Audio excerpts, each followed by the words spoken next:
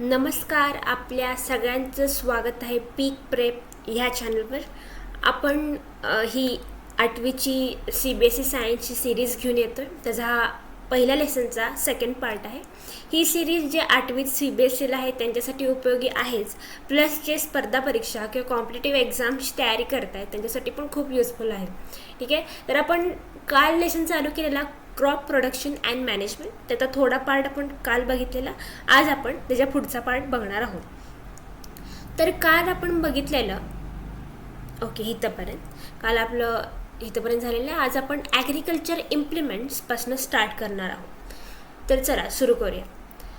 इथं दिलं आहे की before sowing the seed it is necessary to break soil clumps to get better yield.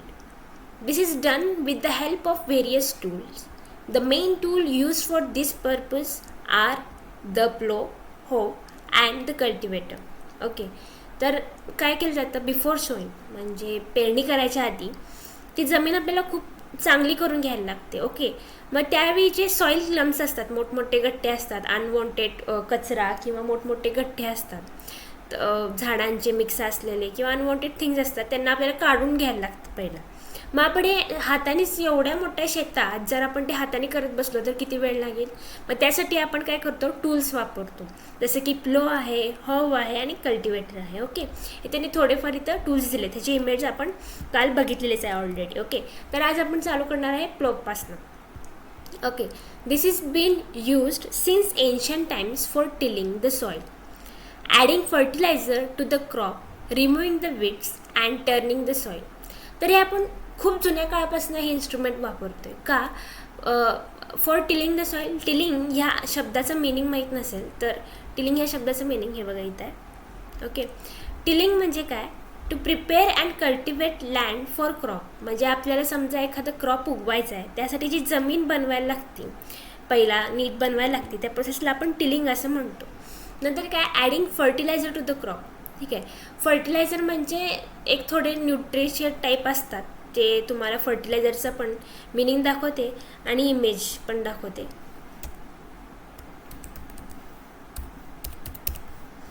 Okay, fertiliser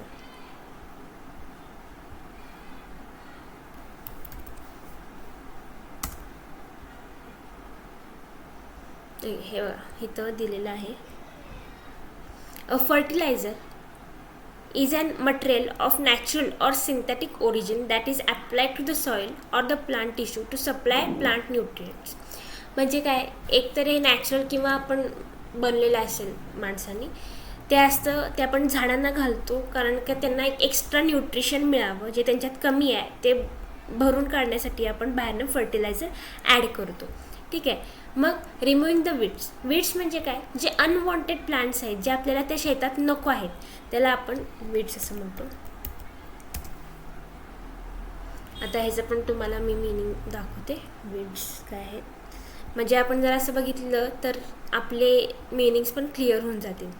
Weeds are plants that grow where they are not wanted, often conflicting with the human needs or preference. म्हणजे एखाद्या शेतकऱ्याला एक झाड उगवायचं तर असे unwanted छोटी छोटी झाडं असतात, ते शेतकऱ्याला नको आहे.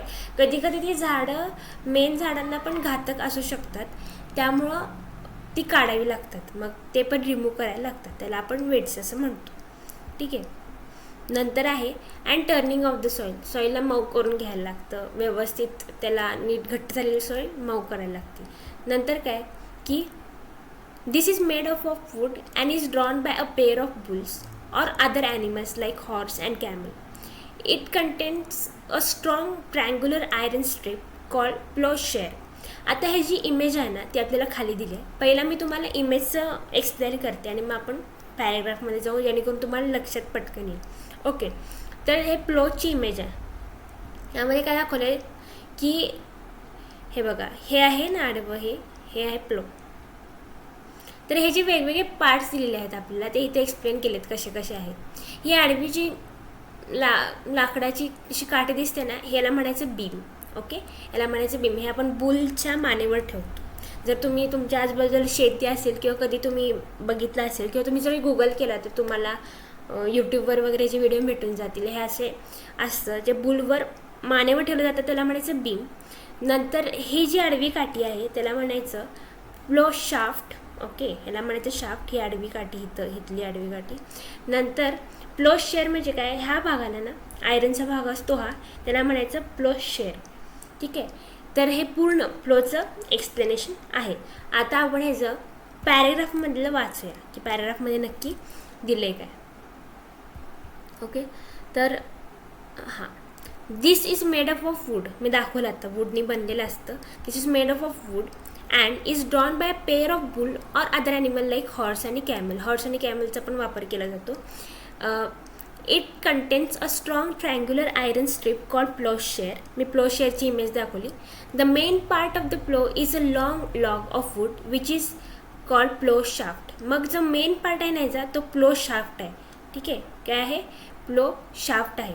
चा मेन जो पार्ट आहे ह्याचा, परत बघू आपण लक्षात द्यायला, हा आहे ना, हा ह्याचा मेन पार्ट झाला. ठीक आहे, प्लो शाफ्ट हा त्याचा मेन पार्ट झाला.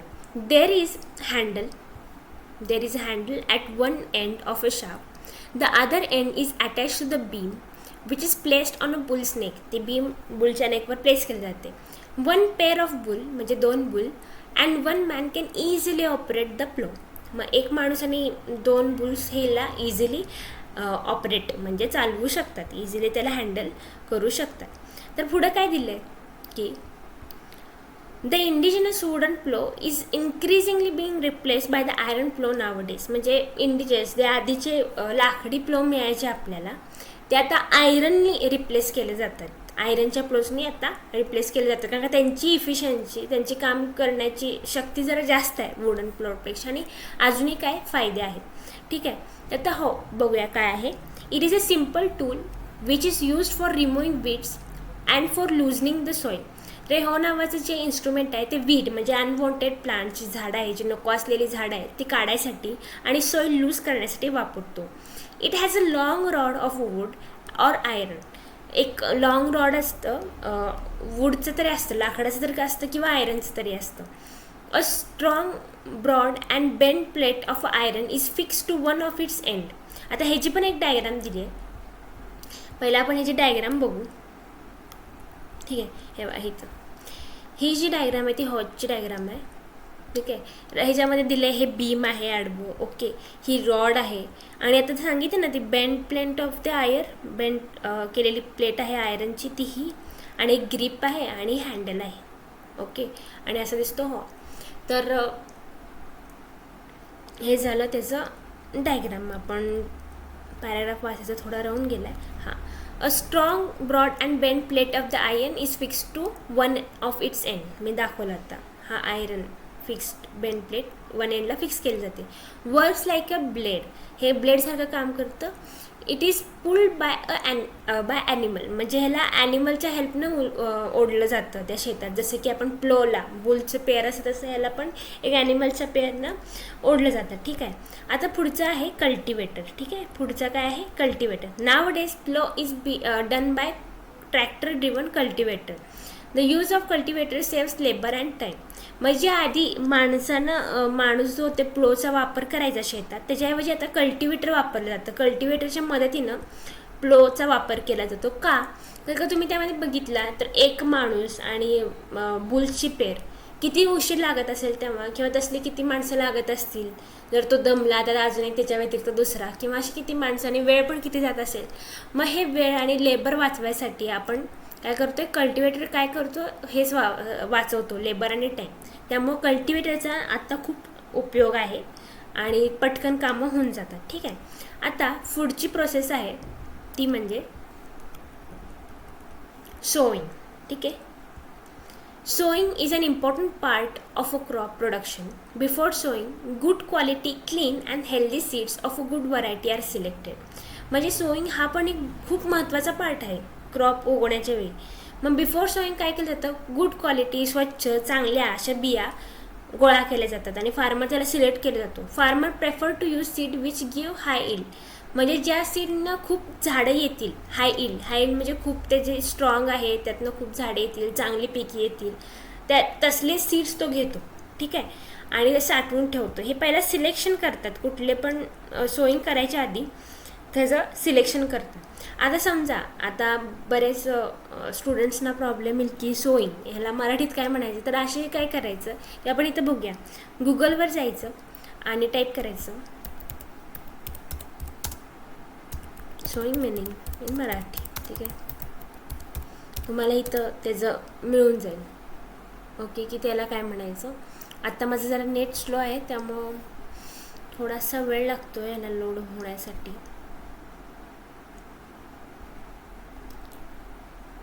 बघूया आपण.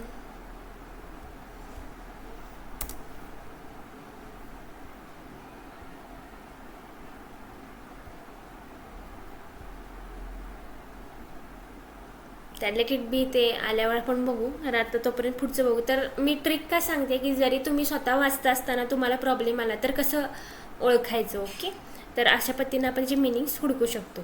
आता पुढं काय आहे, सिलेक्शन ऑफ सीड. आता सिलेक्शन ऑफ सीड करताना काय करावं लागतं की ते एक पॅराग्राफ दिला आहे. One day I saw my mother putting some gram seeds in a vessel and pour some water on them. म्हणजे एकदा हिनं काय केलं की तिच्या मम्मीला ग्राम सीड थोडेसे एका वेसल म्हणजे एका भांड्यामध्ये घेताना बघितले आणि त्यामध्ये थोडं पाणी घालून ठेवलं. After a few minutes some seed started to float on the top. I wonder why some seed float on water. म्हणजे काय झालं की जेव्हा तिच्या आईनं कुठली पण तिच्या आईनं ग्राम सीड्स घेतले, आपण वेगळ्या बिया घेतल्या ते चालतात.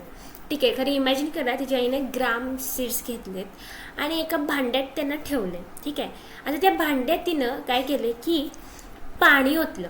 ओके, त्या भांड्यात पाणी ओतल्यानंतर काय झालं की थोड्या ज्या बिया आहेत त्या खालीच राहिल्या, खरं थोड्या बिया आहेत त्या वर आल्या.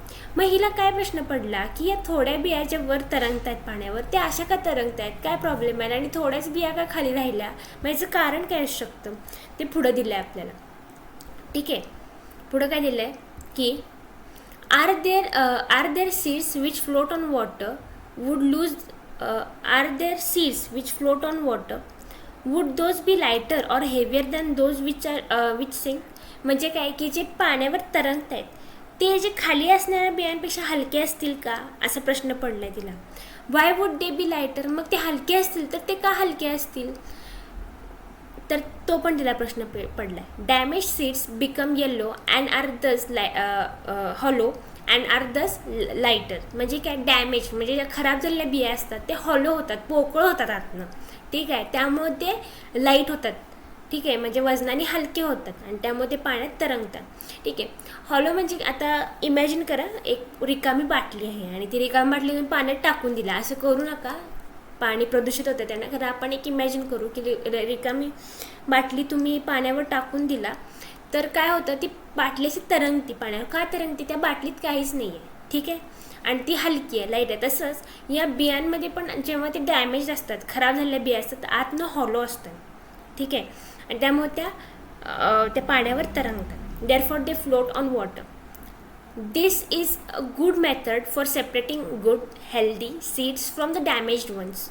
म्हणजे काय, ही चांगली एक मेथड आहे की जी खराब झालेल्या बिया आहेत त्या चांगल्या असणाऱ्या बियांना सेपरेट करण्यासाठी एक चांगली एक पद्धत आहे. आता मी मगाशी तुम्हाला सांगितलं की मराठीत मिनिंग कसं फाईंड करायचं, त्याचं एक आलेलं आहे इथं सोईंग. ठीक आहे, याला पेरणी म्हणायचं. ओके, असं तुम्ही ह्याच्यामध्ये बघू शकता गुगलवर, जरी तुम्हाला मराठीत त्याला काय म्हणायचं पाहिजे असेल तर. ओके, तिथे तुम्ही त्याची इमेज बघू शकता की इमेज कशी आहे. आता इमेज लोड व्हायला पण वेळ लागणार, खरं हे मी तुम्हाला सांगून ठेवलं तरी पण बघूया. हां आले. ओके, हां हा बघा ह्या माणसाचे चित्र. ओके, हा पेरणी करतो. ठीक आहे, ह्या अशी इमेज तुम्हाला गुगलमध्ये मिळून जातील. ठीक आहे, तर अशी इमेजच्या हेल्पनं वगैरे आपण समजून घेतलं तर आपल्याला गोष्टी अजून चांगल्या पद्धतीने लक्षात राहतील.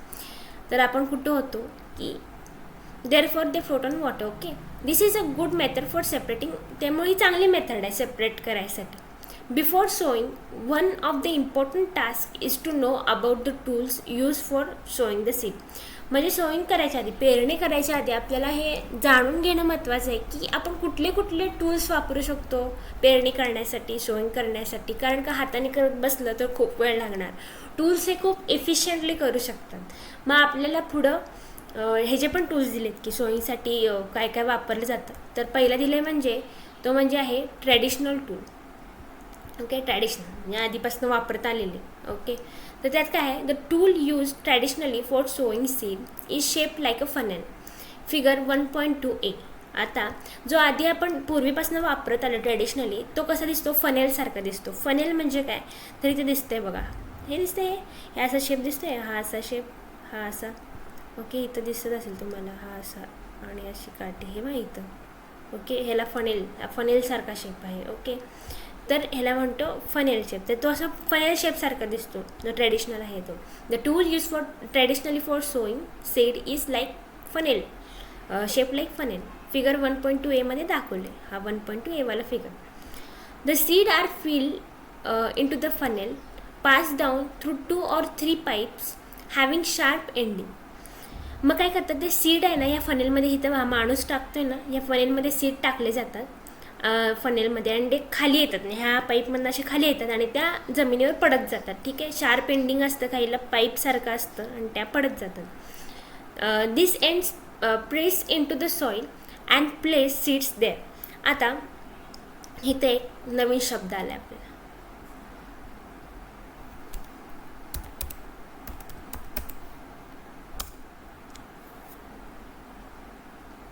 तर या शब्दाचा आपण मिनिंग बघूया. असंच आपण मिनिंग बघत जाऊया, जेणेकरून आपल्याला शब्दाचे अर्थ कळत जातील. ठीक आहे. आणि ह्याचे मराठीत पण आपण फाईंड करू शकतो. खरं तरी पण आपण पियर्स म्हणजे काय, की त्यामध्ये घुसले जातात ते असे. ओके. त्याचे एंडिंग आहेत ते त्यामध्ये आतपर्यंत जातात. ठीक आहे. जमिनीत into the soil and place seed there. आणि जमिनीत आत घुसले की ते तिथं ती सीड प्लेस करतात, म्हणजे तिथं सीड घालतात आणि मग ते परत पुढं मग असे शेतकरी चालत जातात. असे प्रत्येक ठिकाणी ते पेरणी करत जातात. ओके. आता ते मिनिंग यायला खूप उशीर होईल. खरं मी सांगितले की ते घुसतात जमिनीत, त्याला म्हणतात पियर्स. ओके. आता पुढे जाऊया. आता हे पुढचं सीड ड्रिल. सीड ड्रिल म्हणजे काय, हाय हे इथे इमेज दाखवली ना, ही सीड ड्रिलची इमेज आहे. ठीक आहे. Now it is the seed drills, figure 1.2b हे सीड ड्रिल दाखवते. हे सीड ड्रिल असं दिसतं. Is use for sowing with the help of tractor. म्हणजे ट्रॅक्टरच्या मागं असं बांधलं जातं सीड ड्रिल, आणि ते आपण आता सोईंगसाठी उपयोग करतो. ह्या गोष्टीचा आता आपण सोईंगसाठी उपयोग करतो. तर पुढं काय दिलं आहे, this sows the seeds uniformly at equal distance and depth. मग काय होतं की हे मशीनने केल्यामुळं हे युनिफॉर्मली स्प्रेड होतं. कारण का कधी काय होतं, माणसाकडनं चूक होऊ शकते. मग एकाच ठिकाणी 4-5 बिया असे पडू शकतात. मग त्याचा काही उपयोग नाही. ठीक आहे. बिया एक रेग्युलर इंटरव्हलमध्ये पडायला पाहिजे, जेणेकरून ते झाड उगवणार आहे त्याला प्रॉपर न्यूट्रिशन, जागा, सगळ्याच गोष्टी व्यवस्थित पाहिजे. त्यामध्ये हे मशीनचा जर आपण वापर केला तर this so the seeds uniformly. मग युनिफॉर्मली म्हणजे बरोबर एका इंटरव्हलनं, म्हणजे इमॅजिन करा, इथं डायग्राम काढते मी, इथे एक सीड पडली, मग थोड्या अंतराने इथं पडली. ठीक आहे. ही जमीन आहे, तर थोड्या अंतराने एक इथं पडली. ठीक आहे. थोड्या अंतराने इथं. मग असं जर सीड्स पडत गेले, ओके, बिया जर पेरणी केली तर उपयोगाची आहे ते झाडांना पण. ठीक आहे. का त्यांचे परत ग्रोथ चांगली होती. And equal distance and depth. आणि नुसता ना काय होतं माहिती आहे का, की असं ही ह्या सॉईलच्या वर नुसता पडून उपयोग नाही, ही जराशी आत अशी गेली पाहिजे इथं. ओके. कारण का कधी वाऱ्याने ते जाऊ शकतात, किंवा पक्षी वगैरे जे असतात ते खाऊन जाऊ शकतात बिया. मग आपण एवढं कष्ट केलेला त्याचा काहीच उपयोग राहणार नाही. ठीक आहे. आता पुढं काय आहे, it ensures that seed get covered by the soil after the sowing. तेच इथं सांगितले. It ensures that seed get covered by the soil after sowing. म्हणजे ती सीड जी आपण घातली आहे ती कवर व्हायला पाहिजे soil after sowing. Okay. This protects the seed from Bing eaten by the birds. म्हणजे बर्ड्स जे ते येऊन खातात, ते उद्ध्वस्त करतात सगळं जे आपण घातलेलं आहे. त्यामुळं मग त्याचा काहीच उपयोग नाही ना. आपण एवढं कष्ट करतो, ट्रॅक्टरनी करतो, एवढं त्यात इन्व्हेस्ट करतो, मग काय उपयोगायचं, ते पक्षीच परत खाऊन गेले. त्यामुळं मग त्याला आपण थोडंसं मातीत असं घुसवतो आत. Sowing by using a seed drill save times and labour. तेच सांगितलं. आपण मशीन का वापरतो, तुम्ही इमॅजिन करा ना, तुमच्या घरी जर वॉशिंग मशीन असेल किंवा कुठल्या पण मशीन असेल, आता आपण मशीन का वापरतो, तर मशीन आपल्या वेळ वाचवते आणि आपले कष्ट वाचवते. त्याच प्रकारे हे असले जे मशीन आहे जसं की सीड ड्रिल, ते काय करतं, शेतकऱ्याचं टाईम पण सेव्ह करतं आणि त्याचे लेबर कष्ट पण कमी करतं. ठीक आहे. त्यामुळे हे वापरलं जातं. आता आपण पुढं बघू काय दिले.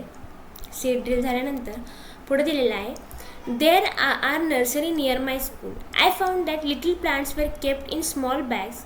Y are they kept like this. म्हणजे हा जो मुलगा आहे तो म्हणतोय माझ्या घराच्या जवळ नर्सरी आहे. ओके, तिथे मी बघितले की छोटे छोटे झाडं ठेवलेली असतात पिशवीमध्ये. तर तसं का ठेवलेलं असतं, असं का ठेवतात, असं ह्याला प्रश्न पडतो. मग ही पुढं काय दिलं आपल्याला ते बघू आपण. Seeds of few plants such as paddy are first grown in a nursery. When they grown into seedlings, they are transplanted to the field manually. Some forest plants and flowering plants are also grown in the nursery. म्हणजे काय तिने सांगितलंय की कसं होतं की थोड्या प्लांटचे जे सीड्स आहेत ते पहिला आपल्याला नर्सरीमध्ये ग्रो करायला लागतात. ठीक आहे, नर्सरीमध्ये ग्रो केल्यानंतर मग ते काय करतात, ते माणसं नर्सरीमध्ये ग्रो केल्यानंतर मग ते शेतात जाऊन परत त्याची पेरणी करतात मॅन्युअली. म्हणजे एक एक पेरणी करतात. जर तुम्ही जी भाताची शेती बघितली असेल ना, राईस किंवा पॅडी फार्म बघूया.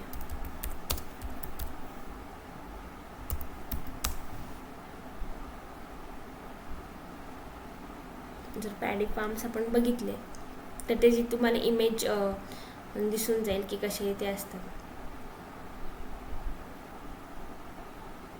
ठीक आहे, हवा हे इथे एक इमेज आहे. पॅडी फार्मर ते काय करतात की नर्सरीमध्ये पहिला ते उगवतात असं छोटंसं झाड, आणि नंतर आहे ना त्याला हाताने, हे बघा इथं या कशा बायका हाताने त्याला एक एक ठेवता येते. तिथं हे भाताची शेती अशी असते. ठीक आहे, पॅडीची शेती अशी असते.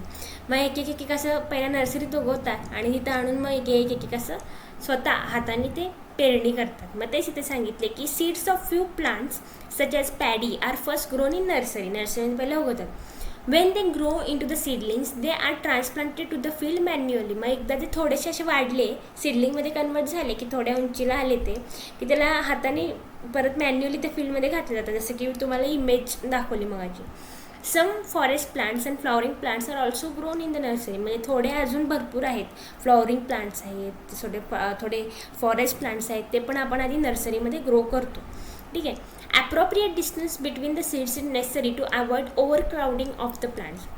म्हणजे काय की सीड्समध्ये मगाशी मी जसं तुम्हाला सांगितलं की दोन बियांमध्ये एक प्रॉपर डिस्टन्स पाहिजे. ठीक आहे, तुम्ही असं कुठं पण काही पण असं नाही करू शकत, कारण का काय होणार, एक बी इथं पाहिजे, ठीक आहे, एक इथं. ओके, असं जर तुम्ही इमॅजिन करा हे दोन बिया एकत्र इथं टाकल्या. ओके, आणि थोड्या दिवसांनी ह्या उगवायला लागल्या तर हे पण इथंच उगवणार, हे झाड पण इथंच उगवणार.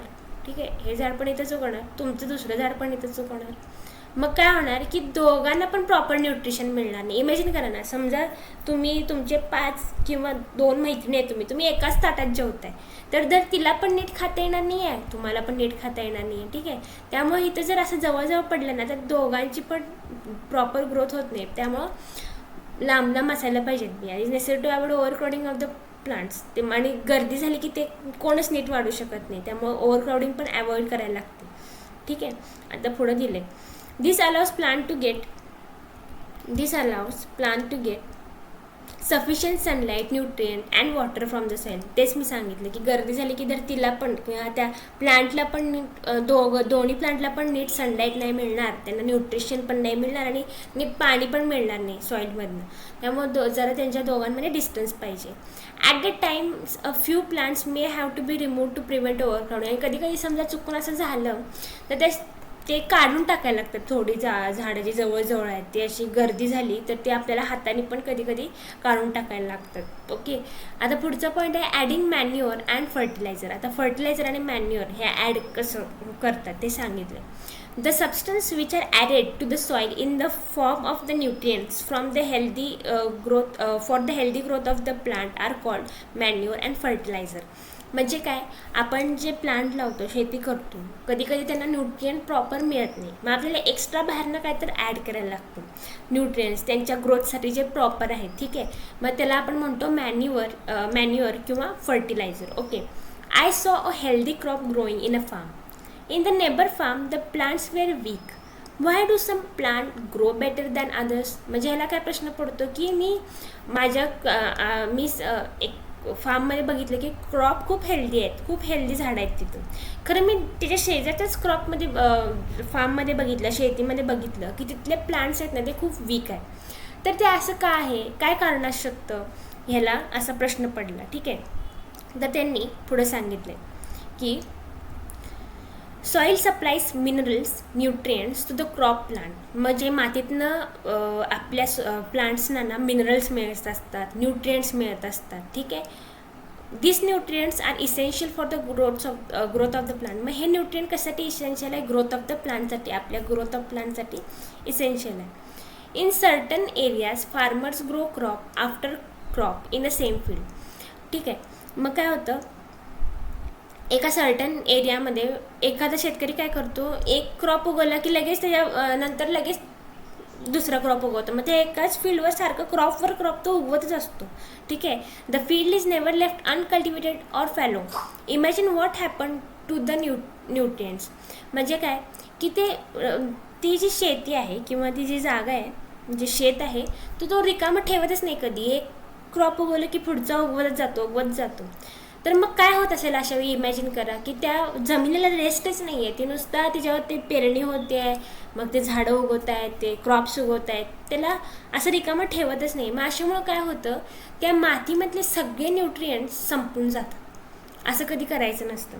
त्यामुळे तेच दिलं आहे, continuous cultivation of crops makes the soil poor in nutrients. म्हणजे सारखंच जर आपण त्या फार्मवर क्रॉप उगवत गेलो तर पुअर इन न्यूट्रिएंट, म्हणजे ते फार पुअर होतं सॉईल न्यूट्रिएंटमध्ये. त्याचं सगळं न्यूट्रिएंट, ते सगळे चांगले मिनरल्स न्यूट्रिएंट्स निघून जातात.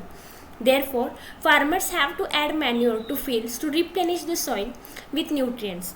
त्यामुळे आता ते जे गेलेले आहेत न्यूट्रिएंट्स, ते परत आणायला आपण त्यामध्ये मॅन्युअर ॲड करतो. त्यामध्ये आपण ॲड करतो मॅन्युअर. ठीक आहे. आता मॅन्युअर कसं असतं म्हणजे तुम्हाला दाखवते.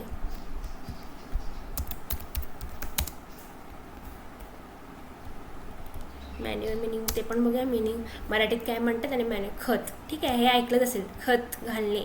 ठीक आहे. मॅन्युअरला खत म्हणतात मराठीत. त्यामुळे जे इमेज बघूया, मेन म्हणजे आपण इमेज बघायला आलो. जे असं असतं बघा, खत. ओके. वेगवेगळ्या प्रकारचं असतं. खरं इथे इमेज आहेत थोड्या, आपण बघू आणि कुठलं दिसते. अशा प्रकारचं मॅन्युअर असतं, हे खत आहे. ठीक आहे. अशा प्रकारचं मॅन्युअर असतं. ओके. तर हे मॅन्युअर घातलं जातं का, कारण का सारखं ते एकाच शेतीमध्ये ते सारखं उगवून त्यातलं पूर्ण न्यूट्रिशन गेलं असतं. त्यामुळे ते न्यूट्रिशन परत आणायला त्यामध्ये आपण मॅन्युअर घालतो. Sorry, give me a second. हां, okay. This process is called manuring. मग ह्या प्रोसेसला काय म्हणतो, जर आपण मॅन्युअर ॲड केलं फील्डला तर ह्या प्रोसेसला काय म्हणतो आपण, इथे दिले बघा, मॅन्युअरिंग. दिस प्रोसेस इज कॉल्ड मॅन्युअरिंग. कळलं. म्हणजे ते न्यूट्रियन्स गेलेल्या फील्डमध्ये परत मॅन्युअर ॲड करून न्यूट्रिशन परत आणणे, या प्रोसेसला म्हणायचं मॅन्युअरिंग. इम्प्रॉपर और insufficient manuring result in weak plants. जर आपण मॅन्युअरिंग नीट केलं नाही किंवा चला पटपट आवरायचं म्हणून कसं तरी केलं तर ते प्लांट्स मग नीट येणार नाही. प्लांट्स वीक येणार, कमजोर येणार. त्या केसमध्ये प्लांट्स आहेत ना ते पूर्णपणे वीक प्लांट असे येणार आपल्याला. ठीक आहे. Manure is an organic substance obtain from decomposition of plants or animals waste. मग मॅन्युअर काय असतं, एक ऑर्गॅनिक सबस्टन्स आहे जे आपल्याला डिकम्पोजिशन ऑफ प्लांट्स आणि ॲनिमल वेस्ट, प्लांट आणि ॲनिमल वेस्ट जेव्हा डिकम्पोज होतात तेव्हा मिळणारं जे प्रोडक्ट आहे त्याला आपण मॅन्युअर म्हणतो. Farmers dump plants and animals waste in pits at open places and allow it to decompose. म्हणजे एक शेतकरी काय करतात, एक खड्डा खोदतात. ठीक आहे. एक खड्डा खोदतात आणि तिथं हे सगळे डेड ॲनिमल वेस्ट किंवा ॲनिमल वेस्ट किंवा प्लांट जे वेस्ट असतात ते एका ठिकाणी इथे साठवले जातात. मग थोड्या दिवसात तसंच ठेवल्यानंतर ते डिकम्पोज होतात आणि त्याचं खत तयार होतं. ठीक आहे. त्याचं काय तयार होतं, खत तयार होतं. Farmers okay. The decomposition is cause by some micro organism. आता हे डिकम्पोजिशन कोण करतं, तर थोडे मायक्रो ऑर्गॅनिझम्स आहेत ना तर ते डिकम्पोज करतात त्या प्रोसेसला. म्हणजे ते काय करतात, थोडक्यात ते डायजेशन करून किंवा ते खाऊन वगैरे त्यांचं ते प्रोसेस करून त्याला डिकम्पोज करतात. The decompose matter is used as a organic manure. आणि हे जे डिकम्पोज मॅटर आपल्याला मिळतं एंडला, हे जे डिकम्पोज मॅटर त्याला आपण ऑर्गॅनिक मॅन्युअर म्हणतो. काय म्हणतो? ऑर्गॅनिक म्हणजे नॅचरली मिळालेला आपल्याला मॅन्युअर असतो. You have learn about vermi composition in class 6मध्ये तुम्हाला हे झालंय वाटतं. ठीक आहे, वर्मी कंपोजिशन काय आहे ते तुम्हाला माहिती आहे, थोडक्यात त्या प्रकारचंच आहे. आता पुढे जाऊ आपण, काय दिले ते.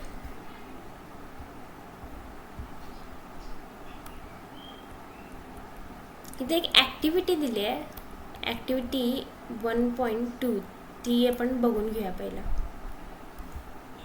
काय दिली ॲक्टिव्हिटी? टेक अ मूग और ग्राम seed and germinate them. Select 3 equal size seedlings. Take 3 empty glasses or similar vessels. Mark them A, B and C. To glass A, add little amount of soil. Mix with a little cow dung manure. आता त्यांनी काय सांगितले की एक cup घ्या किंवा glass घ्या, 3 equal साईजचे ग्लास घ्या, त्याला नावं द्या. ठीक आहे, त्याला काय काय नावं द्या म्हटले ते, त्याला नावं द्या A, B आणि C. हे बघा असं, त्याला नावं द्या A, B, C. आणि त्यामध्ये काय करा, सीडलिंग्स घ्या आणि त्यामध्ये प्रत्येकामध्ये ते घालून टाका. आणि ए ह्या ग्लासमध्ये काय करा तुम्ही, a little amount of soil mix with a little cow dung manure. म्हणजे ए ह्या ग्लासमध्ये तुम्ही काय ठेवा, एक सीडलिंग घाला, त्यामध्ये थोडं माती घाला आणि little cow dung as a manure, खत म्हणून घाला. बीमध्ये काय करा, सेम अमाऊंट ऑफ सॉईल, तेवढ्याच प्रमाणात माती घ्या जेवढी एमध्ये घेतल्या, आणि मिक्स विथ लिटिल युरिया नावाचं एक फर्टिलायझर आहे, ते आपण बघू पुढं, आणि त्यामध्ये युरिया घालून ठेवा. Take the same amount of soil in glass C without adding anything. आता काय करा, सीमध्ये काय करा, सेम अमाऊंट ऑफ सॉईल, तर सीमध्ये पण ह्या ए आणि बीमध्ये जेवढी माती घेतली तेवढी सीमध्ये पण घ्या, खरं त्यामध्ये काहीच ॲड करू नका. ठीक आहे, आपण एमध्ये काय ॲड केलं, एमध्ये लिटिल कावडंग ॲड केलं ॲज अ मॅन्युअर, बीमध्ये आपण ॲड केलं युरिया आणि सीमध्ये काहीच ॲड केलं नाही. आता बघायचं आहे, now pour some amount of water in each glass and plant the seedling in them. आता त्यामध्ये काय करा, सीडलिंग प्लांट करा आणि पाणी घाला इक्वल अमाऊंट ऑफ सगळ्यामध्ये. Keep them in a safe place and water them daily after.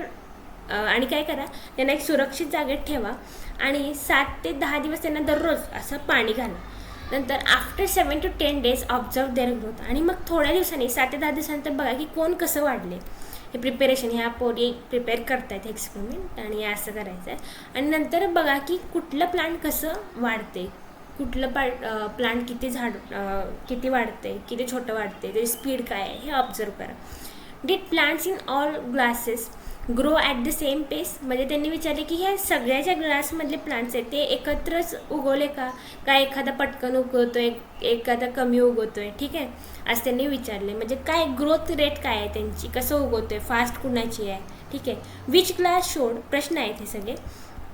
तर म्हणजे which glass showed better growth of plant, म्हणजे कुठल्या ग्लासमध्ये तुम्हाला जास्त लवकर ग्रोथ मिळाली प्लांटची. In which was the growth fastest, आणि कशामध्ये फास्टेस्ट अजून ग्रोथ होती. Fertiliser are chemical which are rich in particular nutrient. आता फर्टिलायझर म्हणजे काय ते सांगितले. फर्टिलायझर एक प्रकारचे केमिकल आहे. ठीक आहे, फर्टिलायझर एक प्रकारचे केमिकल आहेत, ते न्यूट्रिएंटमध्ये रिच आहेत. पर्टिक्युलर म्हणजे एखाद्या पर्टिक्युलर्स न्यूट्रिएंटमध्ये ते रिच असतं.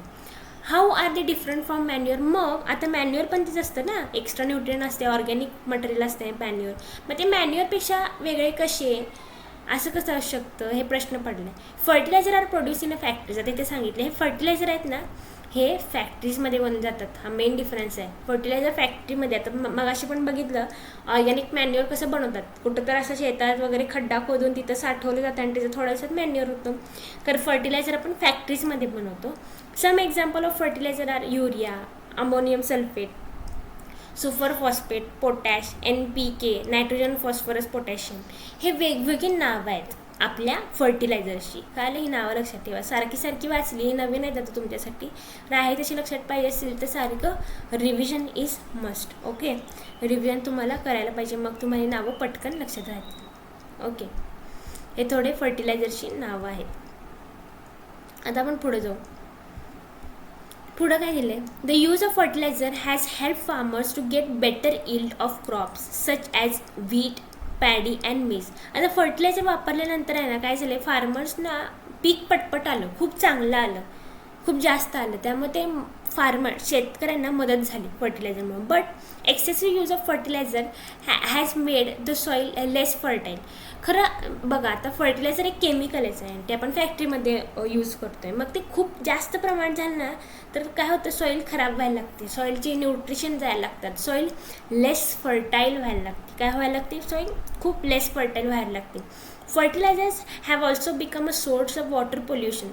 Therefore, in order to maintain the fertility of the soil, we have to substitute fertilizer with organic manure or leave the field uncultivated fallow in between two crops. म्हणजे काय, फर्टिलायझरमुळं काय होतं, water pollution पण व्हायला लागले. कधी कधी शेतातलं पाणी किंवा हे आपण जर चुकून नदीत गेलं किंवा काय तिथं पाणी त्या फर्टिलायझरचा संपर्क पाण्याशी आला तर त्या फर्टिलायझरमुळं वॉटर पोल्युशन व्हायला सुरुवात होती खूप प्रमाणात.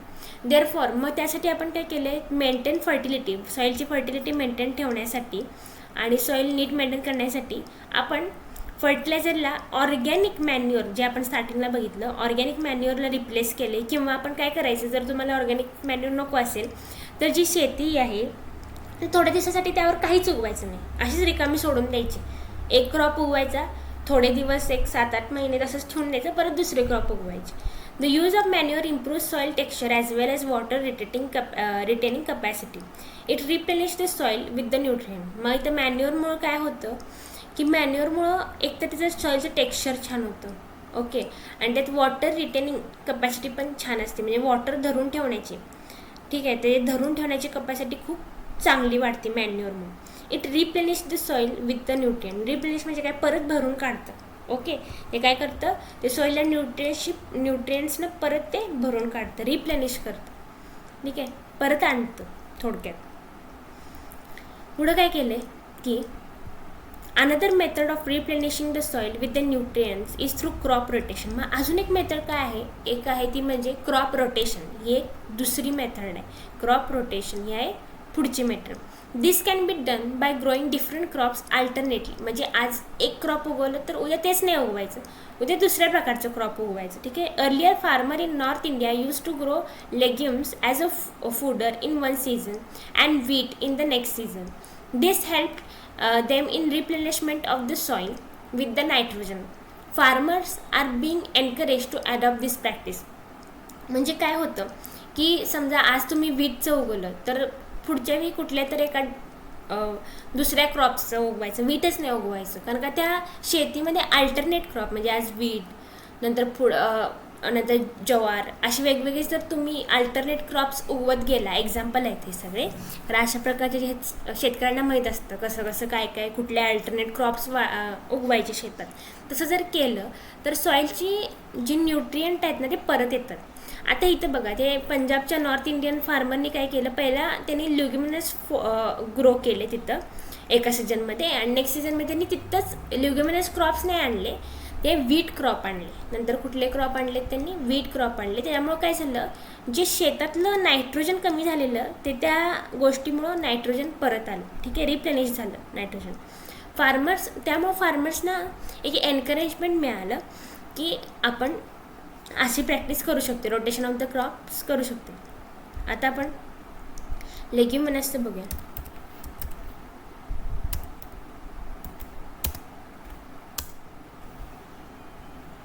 ओके, आता हे येऊपर्यंत आपण तुम्हाला इमेज दाखवले असते ते क्रॉप कसे दिसतात. खरं जरा नेटचा प्रॉब्लेम असल्यामुळे आपण पुढं बघूया, नो इश्यू, पुढचं बघूया. आता त्यांनी काय दिलं आहे की ओके, हां, पुढचं पॅरेग्राफ एक राहिलं. इथं काय दिलं आहे, in previous class you have learn about rhizobium bacteria. तुम्ही आधीच्या क्लासमध्ये एक रायझोबियम नावाचा बॅक्टेरिया असतो त्याच्याबद्दल वाचलं आहे, ठीक आहे. तर ते काय असतं, तो बॅक्टेरिया काय असतो, तो मातीत असतो. त्यामुळे नायट्रोजन ॲटमॉस्फिअरमधलं नायट्रोजन फिक्स होत असतं. म्हणजे काय, तुम्हाला सांगते की झाडांना नायट्रोजन डायरेक्टली घेता येत नाही, झाडं अशी नायट्रोजन डायरेक्टली ॲब्झॉर्ब नाही करू शकत. मग ह्या बॅक्टेरिया काय करतात, ते झाडांचे जे ॲब्झॉर्बेबल फॉर्म आहे त्यामध्ये कन्वर्ट करतात नायट्रोजनला, आणि मग ते झाडं ती नायट्रोजन घेतात, ठीक आहे. This are present in the nodules of the root. हे झाडाचे मुळं असतात ना, झाडाचे रूट्स असतात त्यामध्ये प्रेझेंट असतात. लेग्युमिनस प्लांटचे जे लेग्युमिनस प्लांट्स असतात त्याच्या रूट्सला असतात, ठीक आहे. तर लेग्युमिनस प्लांटच्या रूट मध्ये असतात आणि ते काय करतात, ते फिक्स द ॲटमॉस्फिअर नायट्रोजन. म्हणजे काय होतं, जसं मी तुम्हाला सांगितलं की प्लांट्सना आहे ना डायरेक्टली नायट्रोजन घेता येत नाही, त्यामुळं त्यांना इनडायरेक्टली हे काय करतात, ते नायट्रोजनचं वेगळ्या फॉर्ममध्ये कन्वर्ट करून या झाडांना देतात. ठीक आहे. आता मी तुम्हाला लेग्युमिनस दाखवणार होते ना.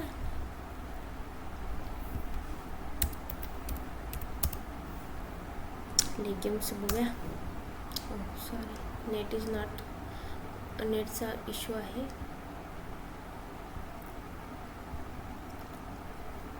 म्हणजे तुम्हाला आयडिया येऊन जाईल की लेग्युम्स कसे दिसतात. ओके, इथं आलेलं आहे. हां,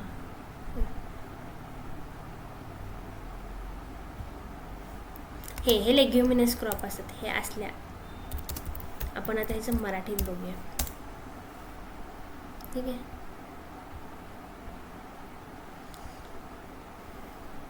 शेंगा. ठीक आहे. त्याला म्हणायचं लेग्युमिनस प्लांट वेगवेगळ्या प्रकारचे असतात. ते पल्सेस किती दिले आपल्याला, आपण एक्सप्लोअर करू आणि तुम्हाला आणि समजेल. किंवा डाळी असतात वेगवेगळे, ते लेग्युमिनस असतात. पल्सेस. ठीक आहे. कडधान्य, हे सगळे मिक्सचर आहे लेग्युमिनस म्हणजे.